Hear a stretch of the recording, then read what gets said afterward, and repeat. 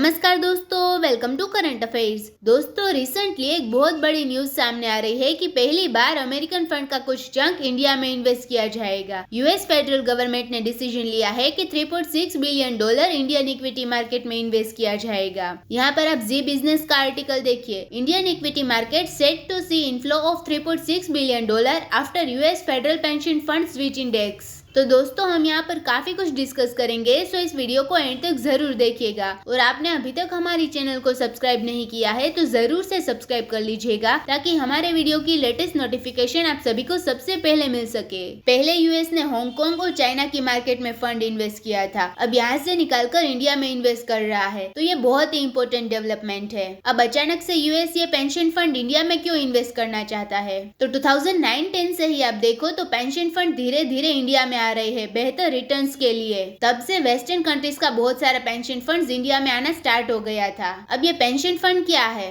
Generally US में, Europe में pension fund exist करते हैं एक सिक्योरिटी के रूप में। मान लो अगर कोई आदमी काम करता है और काम करके अपनी सैलरी में से कुछ अमाउंट गवर्नमेंट को दे देता है पेंशन के रूप में, ताकि गवर्नमेंट उस अमाउंट को इकट्ठा करके कुछ साल के बाद बेटर पेंशन दे पाए एक अच्छे रिटर्न के साथ। मतलब कि जब वो आदमी रिटायर्ड हो जाए तो उसे गवर्नमेंट से पेंशन के रूप में पैसे मिलते रहे, उसे ओल्ड एज में काम करने की जरूरत ना पड़े। तो वेस्टर्न कंट्रीज में ये सोशल सिक्योरिटी का सिस्टम बहुत अच्छा है। जो आदमी हर साल अपनी गवर्नमेंट को पैसा देता है, उन्हें एक उम्मीद होती है कि वो पैसा ग्रो करेगा ताकि उसे अच्छा रिटर्न मिल सके। अब लोगों को अच्छे रिटर्न्स देने के लिए गवर्नमेंट को भी कहीं ना कहीं इन्वेस्ट करना पड़ेगा। वेस्टर्न कंट्रीज ज्यादातर ये पैसा इन्वेस्ट करते थे चाइना में, हांगकांग में और थोड़ा बहुत साउथ कोरिया में। लेकिन पिछले 15 सालों में हम देखें तो धीरे धीरे भारत की तरफ ये लोग आ रहे हैं। 2009-10 में ऐसा लग रहा था कि मेजोरिटी फंड्स इंडिया में आएंगे, लेकिन थोड़ा वक्त लग गया और अब जाके इंडिया में मेजर पेंशन फंड्स आ रहे हैं। यूएसए का एक पेंशन फंड है FRTIB,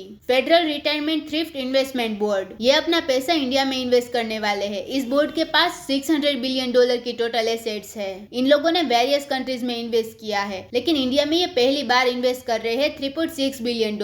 ये एक स्पेशल टाइप का फंड है। यूएसए की जो आर्मी है, उनकी नेवी, एयरफोर्स में जो लोग काम करते हैं, उनके पैसे यहाँ पर सेव्ड है। यूएसए में जो गवर्नमेंट एम्प्लॉय है, उनके पैसे भी यहाँ पर सेव्ड है। उसके अलावा वेरियस ऑफिशियल्स जो इनके स्टेट में है, इनके पैसे भी इस फंड में है। तो टोटल $600 बिलियन का अमाउंट है और बहुत ही जल्द लगभग 2024 तक इसकी एंट्री हो जाएगी इंडिया में। अब इससे Indian stock market long term में बहुत ग्रो करता हुआ दिखेगा, क्योंकि यूएस ने ये फंड इंडिया में इन्वेस्ट किया है। तो इन द फ्यूचर यूरोप के कई देश है जो हो सकता है कि इंडिया में इन्वेस्ट करे, क्योंकि इंडिया लगातार एक बहुत तेजी से बढ़ने वाली इकोनॉमी है। यूएस के पास और भी फंड है, ये धीरे धीरे इंडिया में ही इन्वेस्ट करेंगे और इससे in the future Indian companies को काफी बेनिफिट मिलने वाला है। इंडियन कंपनीज की वैल्यूएशन बहुत ज्यादा बढ़ जाएगी। पिछले 10 सालों का डेटा देखे तो इंडियन स्टॉक मार्केट ने ऑन एन एवरेज 11% का रिटर्न दिया है। चाइना, जापान, हांगकांग, यूएस इससे आउट परफॉर्म किया है इंडिया ने। यूएस मार्केट का ओवरऑल 10 सालों में 6% के आसपास रिटर्न है।